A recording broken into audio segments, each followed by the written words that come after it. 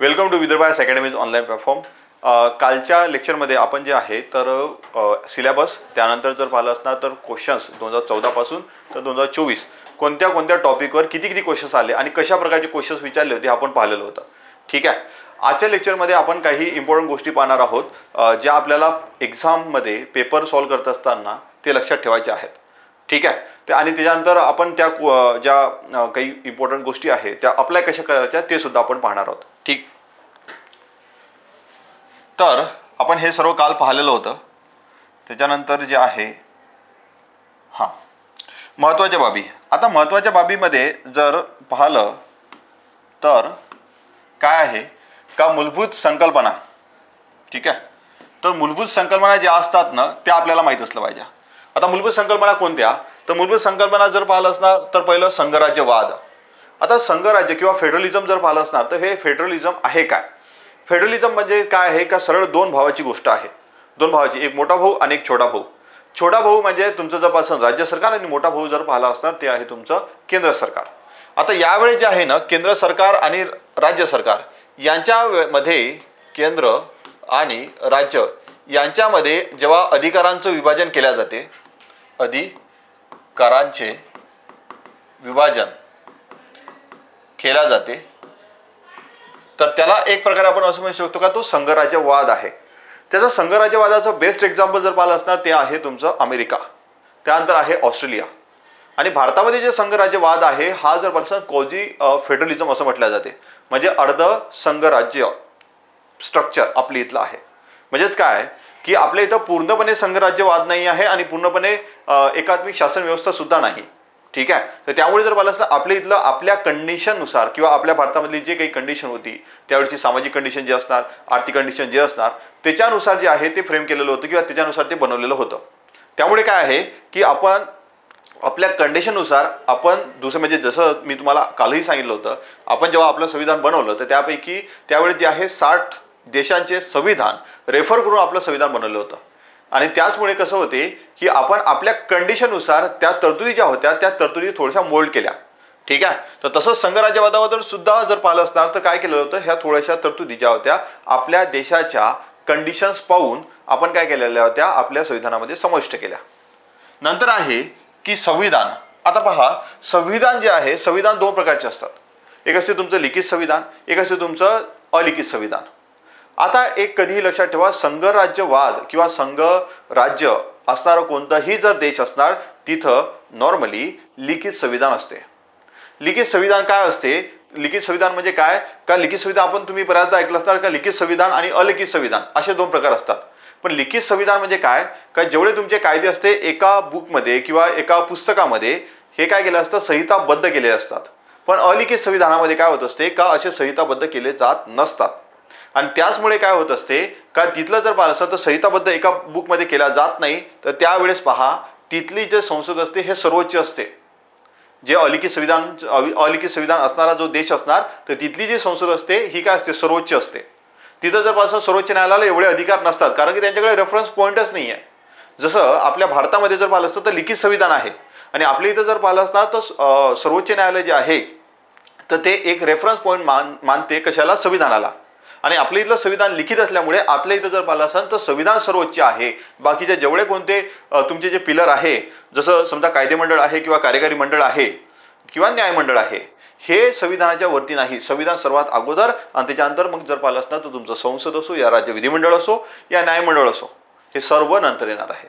पण अलिखित संविधान जिथं असते तर अलिखित संविधानामध्ये काय होत असते का तिथली संसद जी असते ते सर्वोच्च असते. ठीक आहे.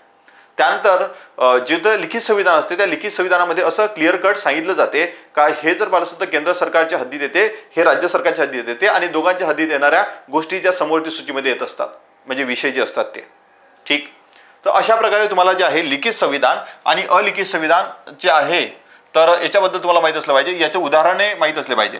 आता उदाहरणे माहीत असले पाहिजे म्हणजेच काय आहे की लिखित संविधान कुठे आहे तर लिखित संविधान त्याचं उदाहरण जर पाहिलं तर अमेरिका आहे. ठीक आहे. त्यानंतर जर पाहिलं भारत आहे. आणि अलिखित संविधान जर पाहिलं तर त्याचं बेस्ट एक्झाम्पल ते जे आहे ते ब्रिटन आहे. ठीक आहे. ते काय आहे ब्रिटन आहे. त्यानंतर आहे कायद्याचे राज्य. आता कायद्याचे राज्य जे आहे तर कायद्याचे राज्य जर पाहिलं ना तर काय आहे की कायद्याचे राज्य म्हणजे काय, कायद्यासमोर कोणीही मोठा नाही. ठीक आहे. कायद्याचे राज्य म्हणजे काय, कायद्यासमोर कोणीही मोठा नाही. श्रीमंत असो गरीब असो, ठीक आहे, लहान असो या मोठा असो, त्याच्याबद्दल कोणत्याही प्रकारची तरतूद अशी स्पेशल प्रिव्हिलेज दिला जाणार नाही, त्यांना विशेष अधिकार कोणतेही दिले जाणार नाही. ठीक आहे. तर त्याला म्हटलं जात असते कायद्याचे राज्य. म्हणजे एखादा श्रीमंत व्यक्ती असेल आणि एखादा गरीब व्यक्ती असेल, गरीब व्यक्तीने जर सिग्नल जर क्रॉस केलं त्यासाठी जर 100 रुपये फाईन असेल तर श्रीमंत व्यक्तीसाठी सुद्धा 100 रुपये फाईन राहणार. एखादा गुन्हा जर केला असता त्यासाठी 1000 रुपये फाईन असेल तर श्रीमंत व्यक्तीला 1000 रुपये पे करायचं असेल तर गरीबाला सुद्धा 1000 रुपये पे करावं लागणार आहे, कारण का कायद्यामध्ये ते नमूद केलेलं आहे. म्हणजेच काय, कायद्याचं राज्य आहे, दुसऱ्या कोणाचं राज्य नाही. ठीक आहे. तर त्याला म्हटलं जात असते कायद्याचं राज्य. त्यानंतर नेक्स्ट आहे न्यायिक पुनर्विलोकन. आता बघा न्यायिक पुनर्विलोकन जे आहे ना, तर न्यायिक पुनर्विलोकन म्हणजे काय. आता तुम्ही नॉर्मली जे समजा तुम्ही डॉक्टरकडे जाता तर डॉक्टरकडे गेल्यानंतर तुम्ही जे आहे तर डॉक्टर अगोदर सांगून देतो का हा आजार आहे म्हणून, नाही. तुमचा अगोदर जर पाहिलं असेल तर रिव्ह्यू करतो, तुम्हाला चेक करतो. तर रिव्ह्यू करणं किंवा चेक करणं त्याला म्हटलं जात असते पुनर्विलोकन. आणि त्याच्यानंतर जेव्हा पुनर्विलोकन डॉक्टर करतो त्याला आपण म्हणत असतो की एक प्रकारे त्या डॉक्टरने मला चेक केलं आणि त्याच्यानंतर तो ट्रीटमेंट देतो.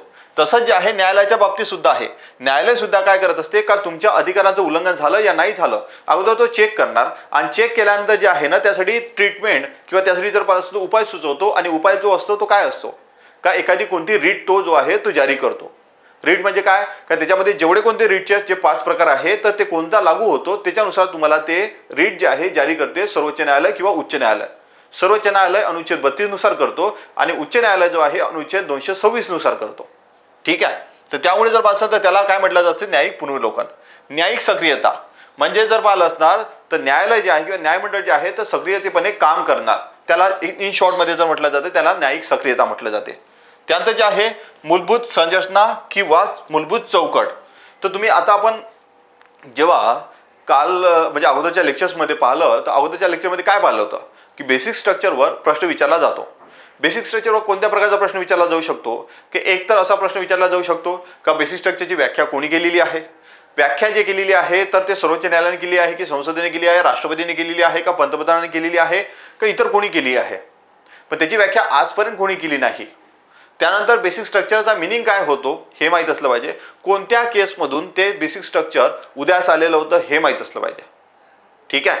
तर अशामुळे काय होणार आहे का याच्याच आसपास तुम्हाला जर पाहिलं असेल ना तर तो प्रश्न विचारतात आणि त्याच्यानुसार त्याच्यामधून जेव्हा तुम्ही हे प्रिपेअर करता त्यावेळेस तुम्ही घटना दुरुस्ती हा टॉपिक प्रिपेअर केला पाहिजे. ठीक आहे. मी सर्वात शेवटी जे आहे तर काय करणार की काही इम्पॉर्टंट टॉपिक्स आहे की जे यावर्षी न्यूजमध्ये होते या दीड वर्षामध्ये तर त्याच्यावर क्वेश्चन्स येण्याचे चान्सेस आहेत. त्यामुळे त्याचे टॉपिक तुम्ही जे प्रिपेअर करून ठेवले पाहिजे. अधिकारांचे विभाजन. आता अधिकारांचे विभाजन जे आहे ना तर अधिकारांचे विभाजन कोणाकोणामध्ये, समजा तुमच्या इथं कायदे मंडळ आहे, कार्यकारी मंडळ आहे आणि न्यायमंडळ आहे. ठीक आहे. तर एक मिनिट.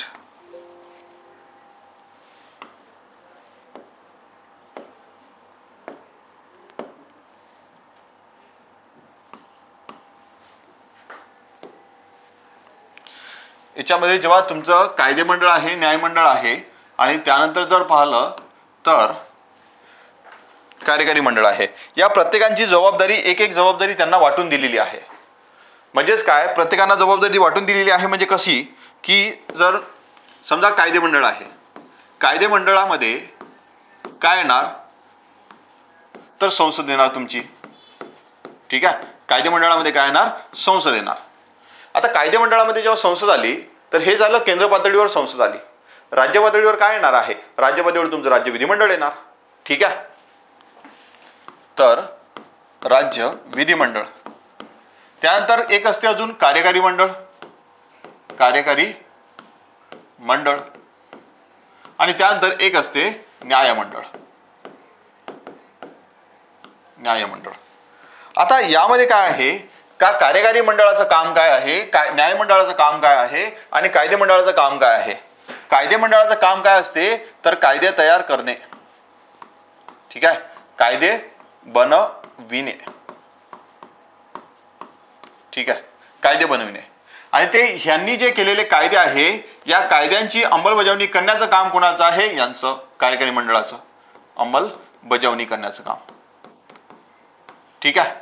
त्यानंतर हा जो कायदा तयार केलेला आहे, हा जो कायदा तयार केलेला आहे, हे कायदा न्यायमंडळ काय करतो? न्यायमंडळ जो आहे ना, जे संविधानामध्ये तरतुदी दिलेल्या आहे त्या तरतुदींचं उल्लंघन होतो की नाही होत, तर ते चेक करण्याचं काम कोणाचं आहे? न्यायमंडळाचं काम आहे. आणि यालाच काय म्हटलं जात असते? यालाच म्हटलं जात असते सेपरेशन ऑफ पॉवर किंवा अधिकारांचे विभाजन. म्हणजे प्रत्येकाचं काम वाटून दिलेलं आहे का तुम्ही कायदे तयार करायचे आहे, कायद्याची अंमलबजावणी कोण करणार? कार्यकारी मंडळ करणार. आणि त्याच्यानंतर जर पाहिलं तर कायद्याची अंमलबजावणी जेव्हा कार्यकारी मंडळ करणार, तर ते कायदा बनवलेला संविधानाच्या तरतुदींचं उल्लंघन करतो की नाही हे चेक करण्याचं काम कोणाचं राहणार आहे? हे न्यायमंडळाचं राहणार आहे. तर याला म्हटलं जात असते अधिकारांचे विभाजन. ठीक आहे. तर हा एक पॉइंट असतो. नेक्स्ट आहे, नेक्स्ट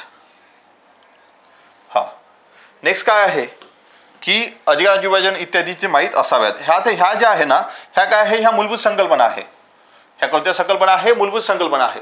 मूलभूत संकल्पना असल्यामुळे यांनी काय होतो का कधी कधी तुम्हाला जो क्वेश्चन तिथे दिला जातो तो क्वेश्चन तुम्ही इझिली सॉल्व्ह करू शकता जर तुम्हाला बेसिक कॉन्सेप्ट जर माहीत असले तर. दुसरं का कोणताही क्वेश्चन सॉल्व्ह करत असताना एक तर नॉलेज आणि दुसरं जर पाहिलं असणार तर कॉन्सेप्च्युअल क्लॅरिटी, ह्या दोन गोष्टी महत्त्वाच्या आहेत. तुम्हाला कॉन्सेप्ट म्हणजे नॉलेज आहे. नॉलेज म्हणजे काय? का तुमच्याकडे बेसिक डेटा आहे, काही इम्पॉर्टंट तारखा जर विचारल्या, संविधानाच्या बद्दलच्या इम्पॉर्टंट तारखा विचारल्या, त्या तुम्हाला माहिती आहे. पण असे ज्या संकल्पना असतात जसं संघराज्यवाद आहे, त्याच्यानंतर न्यायिक पुनर्विलोकन आहे, कायद्याचे राज्य आहे, यावेळेस अशा ज्या गोष्टी असतात त्यावेळेस जर पाहिलं असणार तर तुम्हाला ते कशामध्ये हेल्प करत असतात? क्वेश्चन सॉल्व्ह करत असताना. कारण का कॉन्सेप्च्युअल क्लॅरिटी असणं गरजेचं आहे. फक्त नॉलेज असून फायदा होत नाही, ते कॉन्सेप्च्युअल क्लॅरिटी सुद्धा पाहिजे. ठीक आहे. म्हणजे जर म्हटलं की अधिकारांचे विभाजन म्हणजे काय, तर अधिकारांचे विभाजन तुम्हाला माहिती असलं पाहिजे की अधिकारांचं विभाजन प्रत्येकामध्ये अधिकार वाटून दिलेले आहे, प्रत्येकाचं कार्य प्रत्येकाला वाटून दिलेलं आहे. जसं लिखित आणि अलिखित संविधानामध्ये जोपासून कोण सर्वोच्च आहे आणि कोण सर्वोच्च नाही हे माहीत असणं गरजेचं आहे. ठीक आहे. तर ह्या गोष्टी तुम्ही लक्षात ठेवणं अपेक्षित आहे. त्यानंतर समजा आता हे तुम्हाला माहिती नाही, पण हे माहिती नाही, मग आता काहीतरी काय करावं लागणार आहे तुम्हाला. क्वेश्चन तुम्हाला जर सॉल्व्ह करायचा असेल मग त्यावेळी जे आहे ना तुम्ही काय करू शकता, अशा काही गोष्टी लक्षात ठेवू शकता किंवा ह्या ट्रिक्स तुम्ही वापरू शकता. या ट्रिक्समध्ये काय आहे की सामान्यतः प्रश्नामध्ये दिलेल्या संख्या चुकीच्या असतात. आता संख्या चुकीच्या असतात म्हणजेच काय आहे की तुम्ही काय होते की कधी कधी तुम्हाला नॉर्मली जर पाहिलं असणार ना तर आपण काय होतो की आता समजा 24 महिने जर एखादी तरतूद असेल, एखादी आपल्या संविधानामध्ये 24 महिने तरतूद असेल, इथं काय करणार? 18 महिने करणार. इथं जे आहे तर कधी काय करणार? 20 महिने करणार.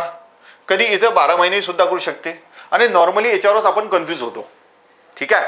याच्यावरच आपण कन्फ्यूज होतो. त्यामुळे जे आहे ना काय करायचं आहे का अशा वेळेस जर स्टेटमेंट तुम्हाला काहीच आयडिया नाही त्यावेळेस तुम्ही काय करायचं की असा दिलेला प्रश्न 99% म्हणून म्हटलेलं मी की सामान्यतः किंवा जनरली काय होते की ते संख्या असणारं जे विधान तिथं दिलेलं असणार हे चुकीचं असण्याचे चान्सेस असतात.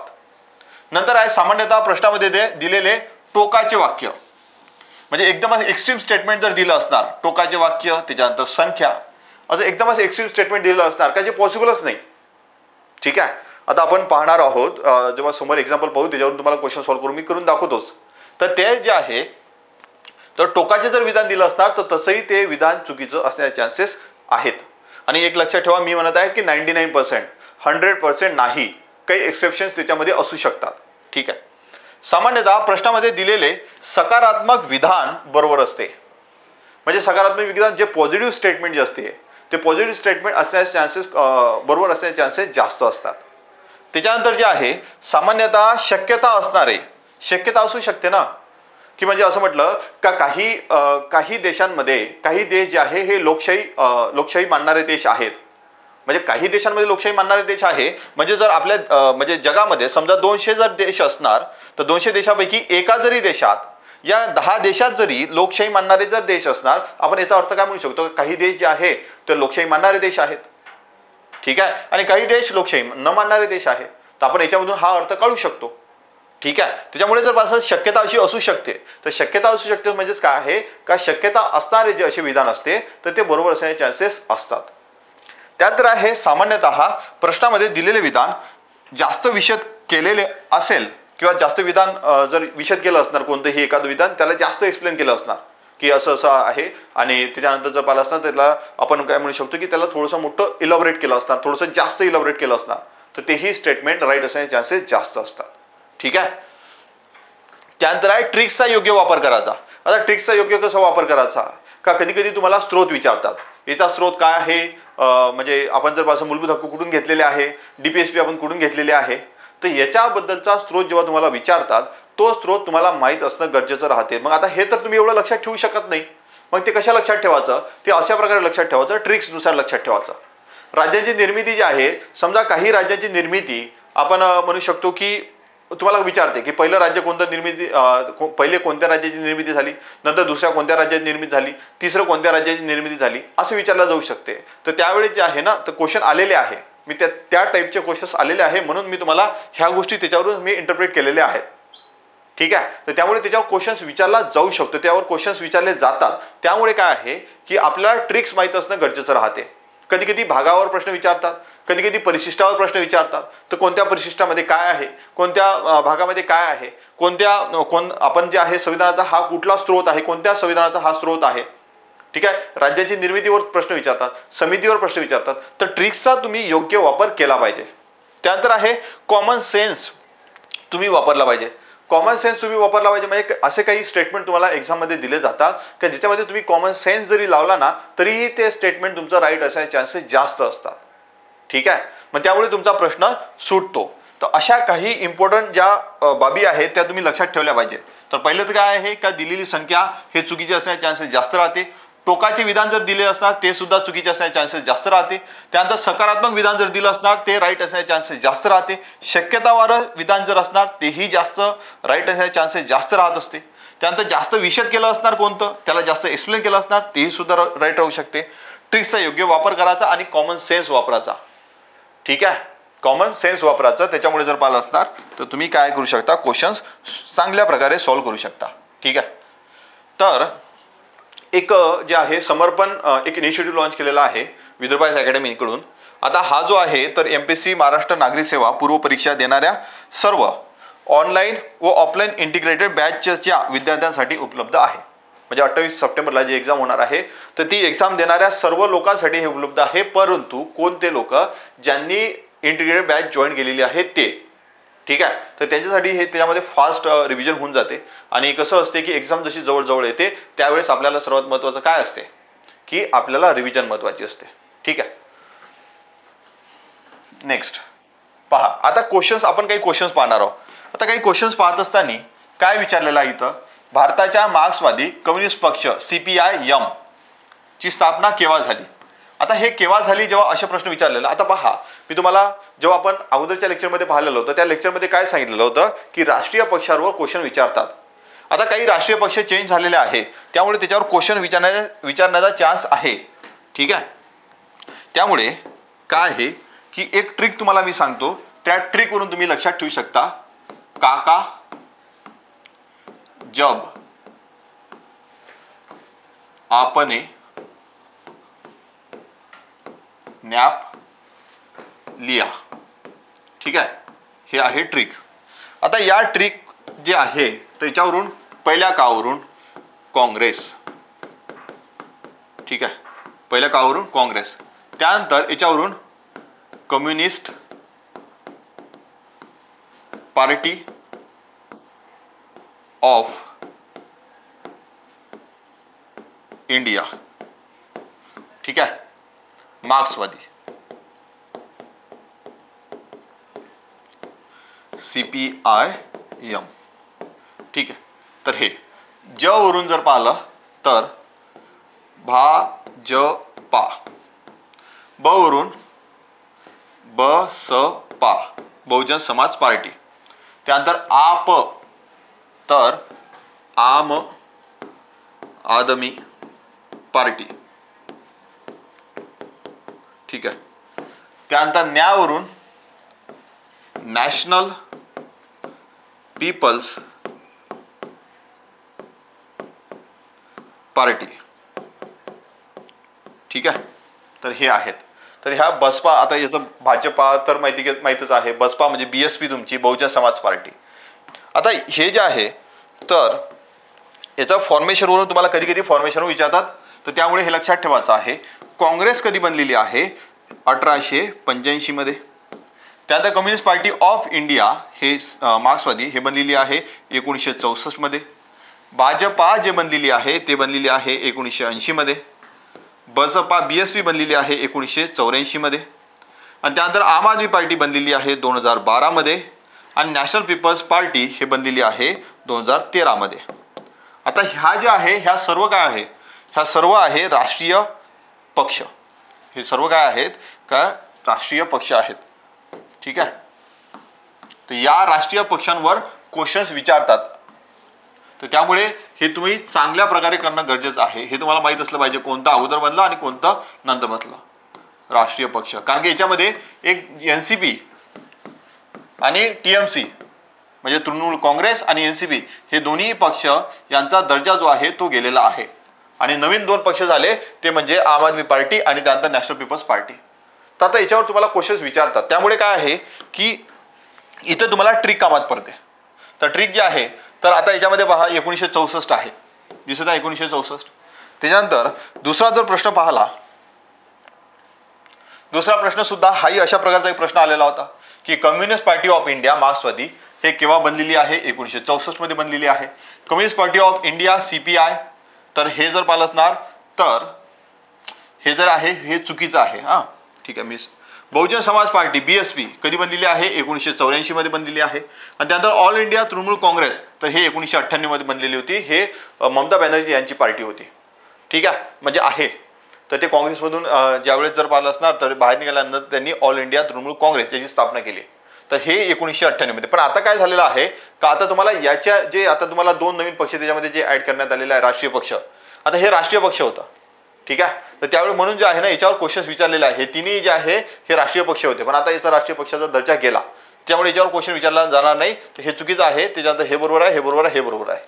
ठीक आहे. त्यामुळे काय करायचं आहे का ट्रिक्सचा योग्य वापर तुम्ही केला पाहिजे. तर हे झालं ट्रिक्स बद्दल. अजून सुद्धा ट्रिक्स कुठे कुठे कामात पडते तर पहा. हां आता हा प्रश्न आहे.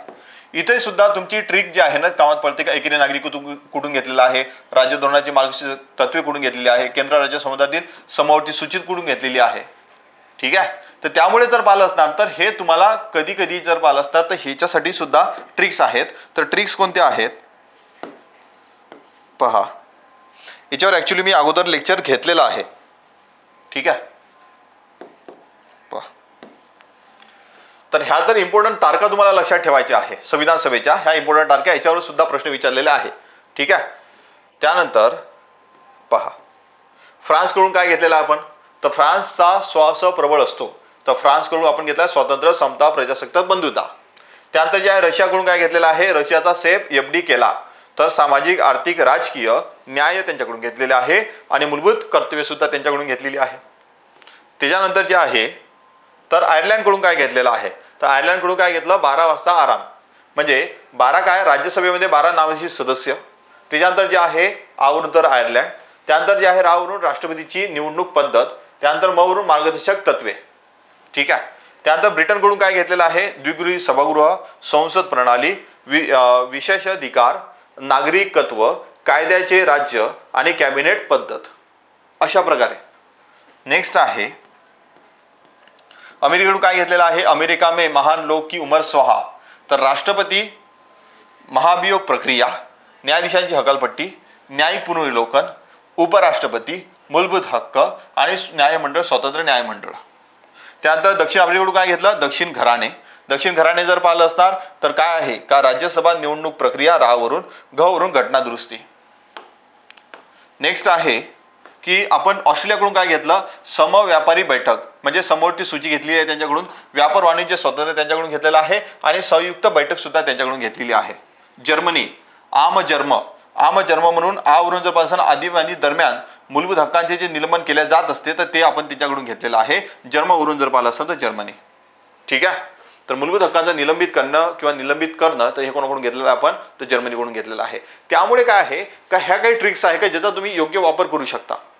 ठीक आहे. तर आपला प्रश्न काय होता, प्रश्न हा होता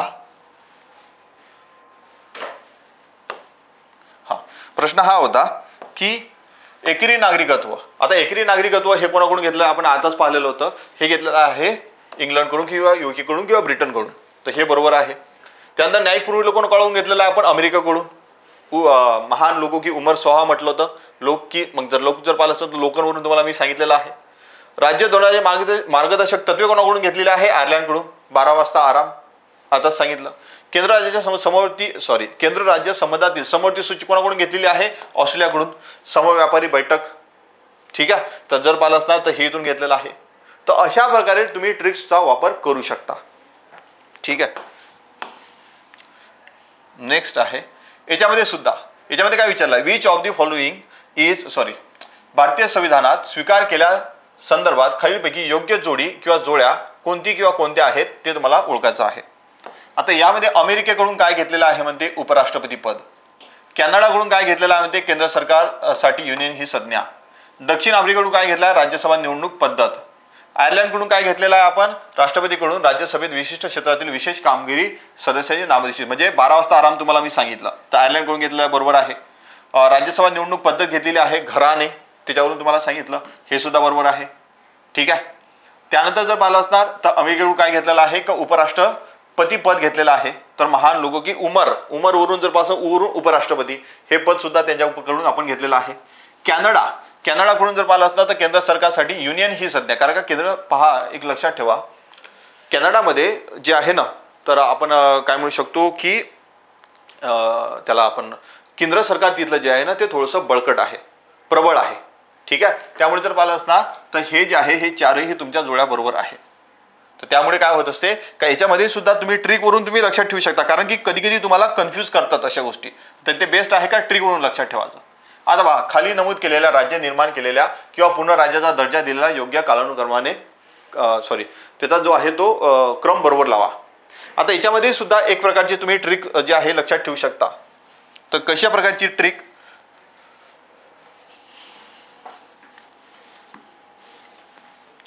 पहा थोडी लांब आहे पण सर्व लक्षात एकदा जर तुम्ही लक्षात ठेवली ना तर बरोबर राहते.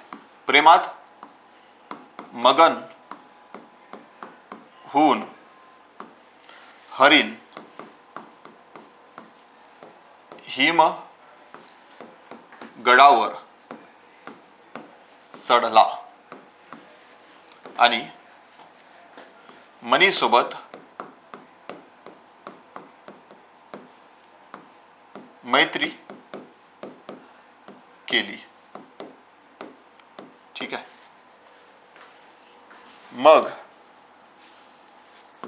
मग मी आणि अरुण गोवा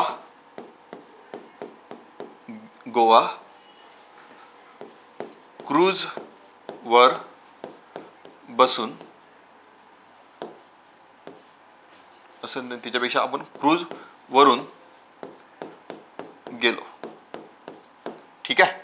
आता याच्यामध्ये काय आहे का प्रे तर याच्यामध्ये आंध्र प्रदेश हे पहिलं राज्य बनलेलं होतं त्याच्यामुळे म्हणत आहे मी आंध्र प्रदेश. हे कधी बनलं 1953 ला. त्यानंतर आहे मवरून महाराष्ट्र कधी बनलं 1960 ला. गवरून गुजरात केव्हा बनलं होतं तर 1960 लाच.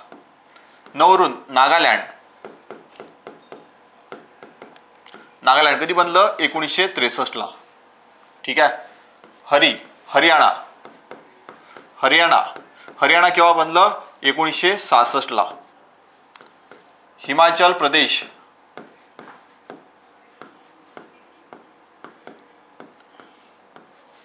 तर कधी बनलं 1966 ला. ठीक आहे. आता ऍक्च्युली जर पाहिलं असणार ना तर काय होत असते की तुम्हाला कधी कधी एका वेळेसच हे सर्व तुम्हाला कोणत्या काही वर्षी जे आहे ना तर एकाच वर्षी सर्व 3 राज्य असे जे आहेत बनलेले आहेत. आता याच वेळेस जर हरियाणा जो आहे 1966 ला बनला, हिमाचल प्रदेश 1966 ला बनला आणि गड तर याच्यावरून जे आहे चंदीगड. ठीक आहे. तर हे सुद्धा त्यावेळेस बनलेलं होतं. त्यानंतर जे आहे मणिपूर जे आहे 1972 ला बनलं. त्यानंतर मैत्री तर याच्यावरून जे आहे मेघालय 1972 ला बनलं. त्रिपुरा 1972ला बनलं. ठीक आहे. सिक्कीम या मवरून तुम्ही लक्षात ठेवू शकता सिक्कीम. तर सिक्कीम जे आहे कधी बनलं? 1974ला बनलं. त्यानंतर मिझोरम हे जे आहे तर हे बनलं 1987ला. अरुणाचल प्रदेश, अरुणवरून अरुणाचल प्रदेश हे कधी बनलं? 1987ला. गोवा कधी बनलं? गोवा तर गोवाच आहे, 1987ला. आता या क्रू वरून जे आहे ना तर सी वरून जे आहे आणि त्याच्यानंतर जर पास यू वरून आणि झेड वरून तुम्ही लक्षात ठेवू शकता झारखंड. ठीक आहे. यू वरून उत्तराखंड. त्यानंतर याच्यावरून जर पाहिलं छत्तीसगड. तर हे कधी बनलेले आहे? हे सर्व बनलेले आहे 2000 मध्ये. ठीक आहे. हे कधी बनलेले आहे? 2000 मध्ये. तर अशा प्रकारे जे आहे ना तर त्यानंतर मग 2014 मध्ये डायरेक्टली तेलंगणा बनलेला आहे. ठीक आहे. त्यामुळे अशा प्रकारे तुम्ही काय करू शकता? हे सर्व राज्य लक्षात ठेवू शकता आणि याचाच वापर करून तुम्ही काय करू शकता की असे जे क्वेश्चन्स येतात तर त्यावेळी जे आहे तुम्ही सॉल्व्ह करू शकता. आंध्र प्रदेश केव्हा बनलेला आहे? 1953. आताच मी सांगितलं. हरियाणा नागालँड कधी बनलेला आहे? 1963ला. सॉरी 1953 1963. हरियाणा जे आहे हे बनलेलं आहे 1966ला आणि महाराष्ट्र बनलेला आहे 1960ला. त्यामुळे जर पाहिलं असेल तर योग्य क्रम कसा लावू शकता? अगोदर कोणतं बनलेला आहे? आंध्र प्रदेश बनलेला आहे. बी कुठे आहे? बी इथे नाही, बी इथे नाही. त्यानंतर कोणतं बनलेलं आहे? तर महाराष्ट्र म्हणजे बी डी कुठे आहे? इथे आहे. चालू. तर याच्या असं आहे का तुम्ही जर नॉर्मली जर ट्रिक तुमच्या लक्षात राहिली ना तर तुम्हाला हे सर्व राज्य जे आहे हे चांगल्या प्रकारे लक्षात राहू शकतात. ठीक आहे. नेक्स्ट इथे याच्यामध्ये सुद्धा तुम्ही काय वापरू शकता तुमची ट्रिक का तुम्ही जर पाहिलं असणार तर आता इथं आंध्र प्रदेश नाही पण महाराष्ट्र आहे. महाराष्ट्र 1960ला बनलेला आहे. त्याच्यानंतर नागालँड बनलेला आहे. म्हणजेच काय आहे? डब कुठे आहे? इथे आहे. ते इथं नाही, हे इथे नाही. ठीक आहे. डब इथे आहे. कधी कधी एक लक्षात ठेवा का अजून जे आहे ना तुम्हाला जर असे जर स्टेटमेंट हे रॉंग करायचे असेल किंवा बाकीच्या जे विधान तुम्हाला दिलेले आहे आणि त्याच्यानंतर जे पर्याय तुम्हाला जर रॉंग करायचे असेल तर पर्याय तुम्ही रॉंग कसे करू शकता? तिथं पाहायचं कुठेही असे जे आहे ना कोणते स्टेटमेंट असे असतात का जिथं कॉमन व्हॅल्यूज दिल्या जात असतात. म्हणजे कॉमन व्हॅल्यूज दिल्या जात असतात म्हणजे सारखे ऑप्शन. आता इथं पहा, इथं डीबी आहे, इथं सुद्धा डीबी आहे. म्हणजे नॉर्मली जर पाहिलं असेल तर असं जर तुम्ही केलं तर हे तर तसंच चुकलेलं आहे. मग तुमच्याकडे 2 ऑप्शन्स उरलेले आहे. मग डीबी म्हटलं त्याच्यानंतर फक्त तुम्हाला क आणि अ क याच्यापैकी तुम्हाला फक्त योग्य क्रम लावायचा आहे. ठीक आहे. मग तुम्ही तो योग्य क्रम जर लावला तर त्याच्यामधूनही जर पाहिलं असता तुम्ही तो क्वेश्चन काय करू शकता? सॉल्व्ह करू शकता. तर तुम्हाला त्या ट्रिक वरून हाही क्वेश्चन तुमचा सॉल्व्ह होत असतो. ठीक. नेक्स्ट आहे. आता पहा याच्यामध्ये काय दिलेलं आहे का धर्मनिरपेक्ष राज्याबद्दल. राज्य रोजगाराच्या बाबतीत धर्माच्या आधारावर भेदभाव करतो. आता हे पहा, हे काय आहे? हे नकारात्मक जे आहे ना स्टेटमेंट आहे. हे नकारात्मक स्टेटमेंट असल्यामुळे काय होते का आणि अजून एक्स्ट्रीम जे आहे ना तर एकतर टोकाचं पण विधान आहे का तुम्ही जर मला असेल तर धर्माच्या आधारावर जर भेदभाव करत असाल तर आपल्या देशाला धर्मनिरपेक्ष राज्य कशाला म्हणणार आहे? ठीक आहे. तर म्हणजे तर ए चुकलं तुमचं. राज्याने कोणत्याही विशिष्ट धर्माला अग्रक्रमाने वागणूक देण्यास टाळले पाहिजे.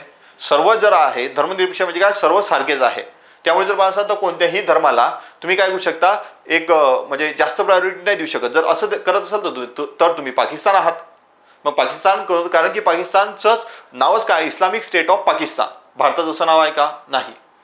त्यामुळे जर पाहिलं असाल तर राज्य विशिष्ट धर्माला अग्रक्रमाने वागण्या देण्यास टाळले आहे. त्यानंतर राज्य सर्व धर्मांना समान समजते. बरोबर आहे. सर्व जनतेला श्रद्धा आणि पूजा करण्याचे स्वातंत्र्य आहे. कोणी कोणत्याही प्रकारची पूजा करू शकते कोणत्याही अपवादाशिवाय. आता हे पहा, हे पुन्हा एक्स्ट्रीम स्टेटमेंट आलेलं आहे. टोकाचं विधान आहे. कोणत्याही अपवादाशिवाय. अपवाद असू शकते ना. मी आता तुम्हाला म्हटलं की 99% असे चान्स असतात का जे तुम्हाला सांगितलेल्या गोष्टी आहेत ते करेक्ट असण्याचे, पण काही त्याच्यामध्ये अपवाद असू शकतात. तर मग अपवादात्मक कोणत्याही अपवादाशिवाय शैक्षणिक संस्था धार्मिक शिक्षण देण्यास स्वतंत्र आहे. तर अपवाद त्याच्यामध्ये राहतच असतात. हे टोकाचं विधान आहे तर हे चुकीचं आहे. त्यामुळे जर पाहिलं असेल तर BCD तुमचं बरोबर आहे. तर BCD हे बरोबर आहे पण बाकीचे चुकीचे आहेत. ठीक आहे. नेक्स्ट आहे पहा, आता काय, राज्य विधिमंडळाने संमत केलेले विधेयक राज्यपाल राष्ट्रपतीच्या विचारार्थ राखून ठेवू शकतात. राष्ट्रपती ते काय करू शकतात, मान्यता देतात किंवा मान्यता रोखून देऊ शकतात. पॉसिबिलिटी आहे, मान्यता पण देऊ शकते, मी सांगितलं शक्यता आहे. काय आहे की मान्यता देऊ शकतात किंवा मान्यता राखून ठेवू शकतात, बरोबर. त्यानंतर राज्य विधिमंडळाकडे पुनर्विचारासाठी ते विधेयक परत पाठवू शकतात, हे सुद्धा शक्यता आहे का ते विधेयक परत पाठवू शकतात का पुनर्विचारासाठी, पुनर्विचार करायच्यावर आणि सांगा, हे सुद्धा बरोबर आहे. राष्ट्रपतीकडून परत आलेल्या विधेयकावर राज्य विधिमंडळाने 3 महिन्यात पुनर्विचार केलाच पाहिजे आणि जर पुन्हा ते विधेयक मंजूर केले तर राष्ट्रपतीवर त्यास संमती देणे बंधनकारक आहे. पहा, याच्यामध्ये 2 पार्ट आहे स्टेटमेंटचे. हे पहिला जो पार्ट आहे ना, दुसरा जो पार्ट आहे हा एक्स्ट्रीम लेवलचा आहे, बंधनकारकच आहे. राष्ट्रपतीवर बंधनकारक आहे की राज्य विधिमंडळाचं विधेयक. संसदेचं ठीक आहे, पण राज्य विधिमंडळाच्या विधेयकाबाबतीत असं नाही, हे बंधनकारक नसते. तर हे तर हा पार्ट चुकलेला आहे. पण पहिल्या पार्टमध्ये इथं आलेला आहे 3 आलं ना, तर तुम्हाला मी सांगितलं का संख्या आलेली आहे. हे संख्या जी आहे तर इथं जर आहे तर इथं आहे 6 महिने. किती आहे, 6 महिने. त्यामुळे जर पाहिलं असणार तर हे सुद्धा चुकीचं स्टेटमेंट आहे. काय जनरली जे संख्या दिली तिथं तुम्ही कन्फ्यूज होऊ शकता ना, अरे या 6 महिने आहे या 3 महिने आहे, तिथं 6 महिने आहे. पुनर्विचारार्थ परत आलेले विधेयक जर राज्य विधिमंडळाने पुन्हा मंजूर केले तर राष्ट्रपतीने त्या 6 महिन्यांच्या कालावधीत संमती दिली पाहिजे. पहा, इथंही सुद्धा आता हे तुम्हाला स्टेटमेंट जर इथलं समजलं असणार तर हे एक्स्ट्रीम होतं आणि हे सुद्धा एक्स्ट्रीम आहे. आणि दुसरी गोष्ट याच्यामध्ये काय आहे का 6 महिने इथं म्हटलेलं आहे, 6 महिन्यांच्या कालावधीने तर संमती दिलीच पाहिजे. पुन्हा इथं काय लिहिली आहे, संख्या आलेली आहे. संख्या आली म्हणजे हे काय आहे, चुकीचं आहे. त्यामुळे जर पाहिलं तर हे सुद्धा चुकीचं आहे. त्याच्यामध्ये काय उरलं मग, अ आणि ब. ठीक, नेक्स्ट. हा, तर काय, खालील विधाने विचारात घ्या. ब्रिटिश घटना ही अलिखित आहे, बरोबर आहे. आपण आताच पाहिलं होतं आता ब्रिटनमध्ये संसद सर्वोच्च आहे, अलिखित आहे. अलिखित असल्यानंतर काय होणार आहे का, तुम्ही एक जे आहे ना, मी युट्यूबला एक लेक्चर घेतलेलं आहे संघराज्यवादावर. तर तुम्ही जे आहे ना ते संघराज्यवादाचं त्याच्यामध्ये मी स्टोरी पूर्ण सांगितलेली आहे. त्यामुळे काय आहे का, इथं मी तुम्हाला फक्त इन शॉर्ट सांगितलं का दोघा भावांची स्टोरी आहे. आता दोघा भावांची स्टोरी असल्यानंतर मी संविधानाच्या वेळेस ते सर्व तुम्हाला आता जेव्हा अगोदर लेक्चरच्या थोडा सुरुवातीला जर पाहिलं असणार त्याच्यामध्ये मी सांगितलेलं आहे. काय आहे का, तिथं काय राहणार आहे की संसद सर्वोच्च राहणार, हे कॉमन सेन्स आहे का, अलिखित असल्यामुळे संसद सर्वोच्च राहणार. आणि ब्रिटिश घटना सर्वात अधिक लवचिक आहे, हे सुद्धा बरोबर आहे. आणि विचारलं काय आहे, चुकीचे कोणते आहे, तर वरीलपैकी कोणतीही चुकीची नाही. ठीक आहे. त्यामुळे जर पाहिलं असणार तर हे फ्लेक्झिबल, खूप जास्त फ्लेक्झिबल आहे, कारण की अलिखित आहे. आणि आता पहा, फ्लेक्झिबल कुठलं संविधान असू शकते का, जिथल्या संसदेला जास्त अधिकार दिले असणार, म्हणजे संसद जर सर्वोच्च असणार तिथलं संविधान जे आहे हे फ्लेक्झिबल राहणार किंवा लवचिक राहणार. ठीक आहे. त्यामुळे हा पॉइंट लक्षात ठेवायचा आहे. नेक्स्ट आहे, पहा आता अजून जे आहे, थांबा, हा अगोदर प्रश्न पाहू की नुकताच ओडिशा विधानसभेने विधान परिषद निर्माण करण्याबाबत ठराव मंजूर केला होता. आता हा त्यावेळेचा करंट अफेअरचा प्रश्न आहे, त्यामुळे जर पाहिलं असणार ना तर हा तो तुम्ही जो आहे त्याला आपण काय म्हणू शकतो की त्याच्या संदर्भात हा प्रश्न विचारलेला होता.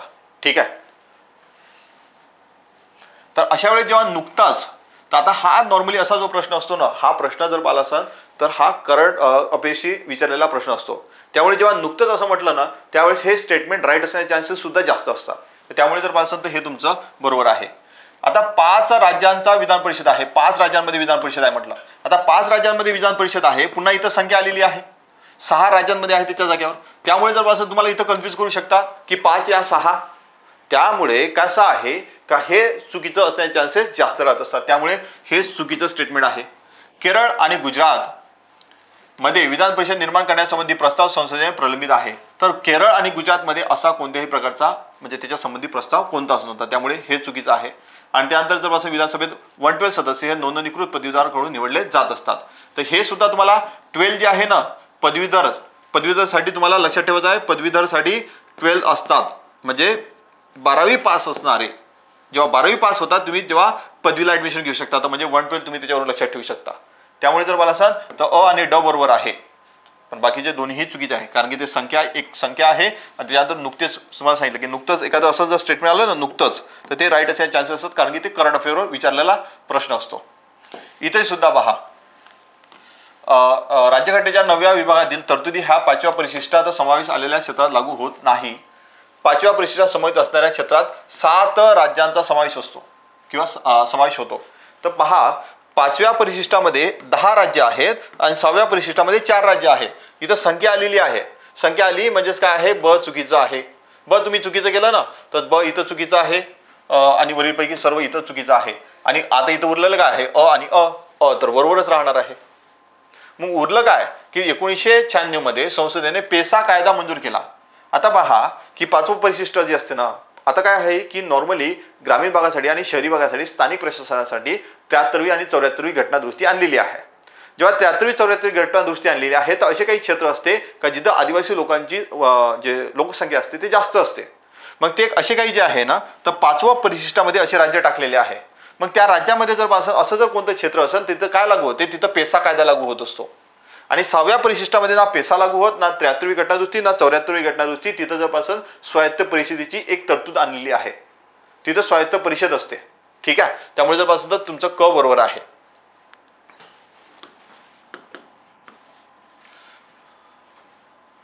पहा, आता हा कॉमन सेन्स आहे. मी तुम्हाला सांगितलं कॉमन सेन्स वापरायचा. तर राज्य प्रशासकीय लवादाच्या अध्यक्षाची नेमणूक कोण करणार? आता राज्यामधल्या जास्तीत जास्त नेमणुका करण्याचं काम कोणाचं असते, हे असते राज्यपालाचं. आणि केंद्राच्या समजा उद्या जाऊन तुम्ही जर जे आहे ना, तुम्ही DYSP बनले या डेप्युटी कलेक्टर बनले, तर डेप्युटी कलेक्टर या DYSP बनल्यानंतर तुमची जी अपॉइंटमेंट लेटर राहणार त्याच्या राज्यपालाची सही राहत असते. त्यामुळे राज्यपाल जे आहे ना, राज्यामधल्या बहुतेक हे असतात, त्याला आपण काय म्हणतो, नेमणुका हे राज्यपाल करत असतात. ठीक आहे. त्याच्यानंतर आता पहा, विभागीय परिषदा संदर्भात खाली विधाने बिनचूक नाहीत. म्हणजेच काय आहे का, नॉट करेक्ट, कोणते याच्यामधले करेक्ट नाही हे तुम्हाला विचारलेलं आहे. विभागीय परिषदा हा घटनात्मक संस्था आहे. पाहता इथं कॉन्ट्रडिक्टरी स्टेटमेंट्स आहे. म्हणजे काय, इथं काय म्हटलं आहे की 1956च्या राज्य पुनर्रचना कायद्यानुसार त्याची निर्मिती झालेली आहे. आता एखाद्या याची जर कायद्यानुसार जर निर्मिती होत असते त्याला वैधानिक संस्था म्हटल्या जात असते, त्याला घटनात्मक संस्था म्हटल्या जात नसते. मग आता या दोन पैकी एक स्टेटमेंट तुमचं राईट असू शकते. म्हणजे जिथंही अ ब सोबत दिसणार ते चुकीचं स्टेटमेंट राहणार आहे. म्हणजेच काय, हे तुमचं चुकीचं आहे. हे वरीपैकी सर्व म्हटलं ना, तर ते चुकीचं आहे.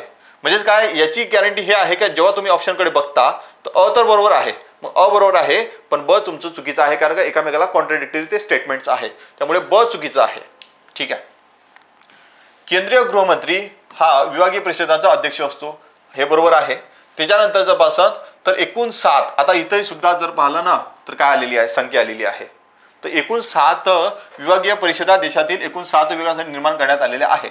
तर आता हे जे आहे ना, तर हे चुकीचं स्टेटमेंट आहे. ठीक आहे, हे काय आहे, हे चुकीचं स्टेटमेंट आहे. कारण की नॉर्मली पाहिलं असेल तर 5 आहे आणि त्यानंतर जर पाहिलं असेल तर जे ईशान्य भारतासाठी वेगळ्या कायद्यानुसार स्थापन करण्यात आलेले आहे. तर त्या टोटल जर तुम्ही विचार केला तर मग तशा 6 आहेत. तर इथं काय सांगितलं, मी सांगितलं संख्या जिथं दिल्या असणार ते चुकीचं राहणार आहे. त्यामुळे काय आहे, ड चुकीचं आहे, पण अ आणि क तुमचं बरोबर आहे. ठीक आहे, त्यामुळे अ आणि क तुमचं बरोबर आहे, बाकीचे सर्व तुमचे चुकीचे स्टेटमेंट आहे. लक्षात आलं की कॉन्ट्रडिक्टरी स्टेटमेंट असणार ना ते एका याच्यामध्ये नाही राहणार आहे. अ ब जेव्हा तुम्हाला सांगितलं का एकामध्ये नाही राहणार आहे, कारण की एकतर त्याच्यापैकी एक कोणतं तरी राईट असू शकते. ठीक आहे. पहा, आता हा एक प्रश्न, व्यक्तीने स्वेच्छ आता काय विचारलेलं आहे की नागरिकत्व संपुष्टात येते. तर देशाचे नागरिकत्व स्वीकारले असेल तर केव्हा येते, का दुसऱ्या देशाचे नागरिकत्व स्वीकारलं असेल तर तेव्हा येते. बरोबर. व्यक्तीस नोंदणीद्वारे नागरिकत्व मिळाल्यानंतर 5 वर्षांच्या कालावधीत त्याने 18 महिने, पहा मी तुम्हाला सांगितलं ना की आता इथं एकतर काय आहे, संख्या इथं आली आहे. आता इथली संख्या बरोबर आली, पण इथली संख्या चुकलेली आहे. इथली संख्या कशी चुकलेली आहे का, इथं काय म्हटलेलं आहे, इथं असते 24 महिने, म्हणजे 2 वर्ष असते किंवा 24 महिने असते. त्यामुळे हे चुकीचं स्टेटमेंट आहे. म्हणजे ब कुठे दिसते, ब इथं चुकीचं आहे, ब इथं चुकीचं आहे, ब इथं चुकीचं आहे. फक्त माहिती आहे का, याच्यात अ क आणि ड याच्यामध्ये तुमचा राईट आन्सर येऊ शकते. ठीक आहे. त्यामुळे काय आहे का, तुम्हाला जर सांगितलं का संख्या जिथेही दिल्या असणार ते चुकीचं असण्याचे चान्सेस 99% चान्सेस जे असते ते असतात. त्यामुळे काय होणार की तुम्हाला जेही मी सांगितलेलं आहेत, ज्याही तुम्हाला गोष्टी मी सांगितलेल्या आहेत तर त्या तुम्ही प्रॉपरली लक्षात ठेवायच्या आहेत. ठीक आहे. नेक्स्ट आहे, आता याच्यामध्ये जर पाहिलं असेल तर योग्य कथन किंवा कथने ओळखा. आता मी तुम्हाला सांगितलं होतं का शक्यता असण्याचे चान्सेस राहू शकते. काही लोकशाहीवादी देश हे प्रजासत्ताक आहे, बरोबर आहे. एक जरी असला ना तेही सुद्धा राईट असू शकते. म्हणजे 100 पैकी एक जरी असला तर जेव्हा आपण याला काय म्हणू शकतो, काही लोकशाहीवादी देश हे प्रजासत्ताक आहेत असं तुम्ही म्हणू शकता. काही लोकशाहीवादी देश हे प्रजासत्ताक नाहीत हे सुद्धा बरोबर आहे. म्हणजे काय, हे शक्यता असू शकते. त्यामुळे शक्यता असू शकते. त्याच वेळेस काय झालेलं आहे,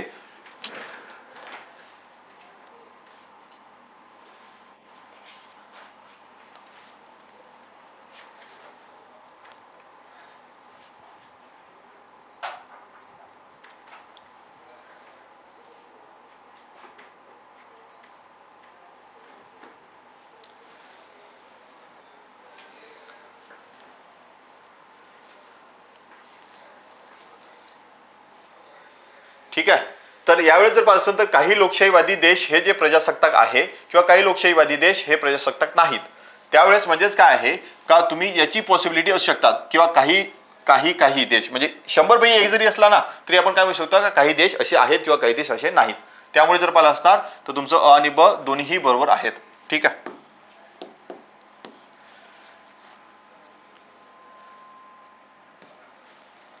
नेक्स्ट आहे लास्ट क्वेश्चन.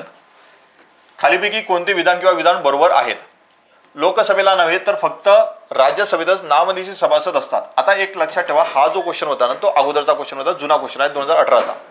त्यावेळेस जर पाहिलं तर लोकसभेमध्ये सुद्धा काय होतं, नामनिर्देशित सदस्य होते आणि राज्यसभेमध्ये सुद्धा नामनिर्देशित सदस्य होते. त्यामुळे जर पाहिलं असणार तर हे एक प्रकारचं एक्सप्लिसिट स्टेटमेंट आहे का फक्त राज्यसभेतच राहणार आहे, त्यावेळेस सांगते मी. तर हे चुकीचं स्टेटमेंट आहे. राज्यसभेवर अँग्लो इंडियन हा जमातीचे राज्यसभेवर अँग्लो इंडियन या जमातीचे 2 सभासद नेमण्याची घटनात्मक तरतूद आहे. आता घटनात्मक तरतूद याच्यामध्ये म्हटलेला राज्यसभेवर, पुन्हा इथं आलेला आहे 2 संख्या. त्यामुळे जर पाहिलं असेल तर अँग्लो इंडियन ह्या जमाती जी आहे तर हे तिथं केल्या जात नसतात, ते फक्त लोकसभेमध्ये केल्या जात होत्या. त्यावेळेस किती नामनिर्देशित सभासदांना केंद्रीय मंत्री बनवायचे याबाबत राज्यघटनेने कोणतेही बंधन घातले नाही, हे बरोबर आहे. नामनिर्देशित सभासद राष्ट्रपती किंवा उपराष्ट्रपती अशा दोन्ही निवडणुकीत मतदान करू शकतात. तर हे चुकीचं आहे. कारण का त्यांच्यामध्ये निवडून आलेलेच, फक्त राष्ट्रपतीमध्ये फक्त निवडून आलेले जे आहे ना ते मतदान करू शकतात. पण उपराष्ट्रपती नामनिर्देशित असो या नामनिर्देशित नसो त्यांनी जे आहे मतदान करू शकत असतात. ठीक आहे. यामुळे जर पाहिलं असेल तर याच्यामध्ये फक्त आणि फक्त क तुमचं बरोबर आहे. ठीक आहे. अशानुसार जर पाहिलं असेल तर आपण सर्व क्वेश्चन तुम्हाला ज्या गोष्टी सांगितल्या मी त्या तुम्हाला लक्षात ठेवायच्या, ज्या गोष्टी सांगितल्या त्याच्यानुसार तुम्हाला त्या सर्व पॉईंट्स तुम्हाला मी सांगितलेले आहे. आता काय करायचं आहे का, यावेळेस काही महत्त्वाच्या काही टॉपिक्स आहे का जे तुम्ही चांगल्या प्रकारे प्रिपेअर केले पाहिजे. एक आहे नागरिकत्व, कारण की तुम्हाला मी सांगितलं की नागरिकत्व जे कायदा आहे हा लागू झालेला आहे 2024 पासून, ज्याची घटनादुरुस्ती करण्यात आलेली होती. त्यानंतर तेलंगणाला 10 वर्ष झालेलं आहे कंप्लीट म्हणजे बनून, केंद्र आणि त्याचे राज्य क्षेत्र हाही टॉपिक चांगल्या प्रकारे करून जा. छोटे छोटे आहे पण लवकर होते राज्य क्षेत्र. त्यानंतर जे आहे हे झाल्यानंतर जर पाहिलं असणार उपराष्ट्रपती हाही टॉपिक चांगल्या प्रकारे करून जा, त्यांनी राजीनामा दिलेला आहे. ठीक आहे. तर हे सर्व करून ठेवा. त्यानंतर जे आहे उपराष्ट्रपती झालं, त्यानंतर घटनात्मक आणि बिगर घटनात्मक संस्था, घटनात्मक आणि बिगर घटनात्मक संस्था, तर याच्यावर दरवर्षी क्वेश्चन येतो. तर यावर्षी क्वेश्चन जो आहे येण्याचे चान्सेस आहे बिगर घटनात्मक संस्था हे चांगल्या प्रकारे करून जायच्या. ठीक आहे. त्यानंतर एक अजून आहे आणीबाणी. आणीबाणीला सुद्धा 50 वर्ष कंप्लीट झालेले आहे. त्यामुळे आणीबाणी हा जो टॉपिक आहे हा चांगल्या प्रकारे करून जायचा. ठीक आहे. त्यानंतर बाकीचे मूलभूत हक्क ते तर करणारच, पण हे टॉपिक सोडू नका हे मी म्हणत आहे. ठीक. त्यानंतर जर पाहिलं असणार तर आपल्या याच्यामध्ये विधानसभा म्हणजे राज्य विधिमंडळ आपल्या इकडे निवडणूक पार पडलेली आहे ना, तर त्यामुळे एकतर निवडणूक आयोग आणि निवडणूक आणि निवडणूक हा टॉपिक चांगल्या प्रकारे करून जायचा. कारण की आपल्या देशामध्ये आपल्या राज्यामध्ये पाहिलं असणार तर काय पडलेली आहे विधानसभेची निवडणूक पार पडलेली आहे. म्हणून एवढे टॉपिक तर तुम्ही करून जाणं गरजेचं आहे. याच्यापैकी काही ना काही कोणत्या ना कोणत्या टॉपिकवर जास्तीत जास्त टॉपिकवर क्वेश्चन विचारला जाऊ शकतो. ठीक आहे. त्यामुळे हे असे टॉपिक तुम्ही करून जाणं अपेक्षित आहे. ठीक आहे. सो आय होप आपण जेही काही डिस्कस केलेल्या लेक्चरमध्ये हे सर्व तुम्हाला समजलेलं असणार आणि तुम्ही ज्या हे जे PDF आहे ज्याच्यावर ट्रिक्स लिहिलेले आहे हे तुम्हाला प्रोव्हाइड केल्या जाणार. ठीक आहे. So thank you so much.